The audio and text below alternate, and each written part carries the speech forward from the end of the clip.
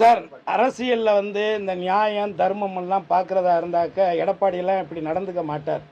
என்னதான் எல்லாருக்கும் ஒரு ஜாதி பின்னணி இருந்தாலும் கூட ஒரு தமிழனாக பிறந்தவனுக்கு நன்றி உணர்வு இருக்கணும்.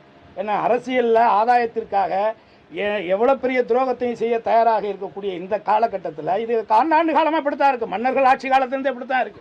இதில் ஒன்றும் மாற்று கருத்து இல்லை. அதனால இதில் நயினா நாகேந்திரன் ஒன்றும் புனிதர்லாம் கிடையாது. அவர் செய்த வேலைகள் எவ்வளோ இருக்குல்ல, அவர் இந்த பதவிக்கு ஆகவும் அது மற்றபடி அவங்களுக்குள்ள எவ்வளோ இருக்குல்ல, எல்லாமே ஒரே குட்டையில் ஊர்ன மட்டைகள் தானே சொல்லுவாங்க. எல்லாம் ஒரே இலக்கத்திலேருந்து ஒரே இடத்துலேருந்து வந்தவங்க தானே. இன்னைக்கு மாற்றி மாற்றி பழி சொல்லிக்கிறாங்க.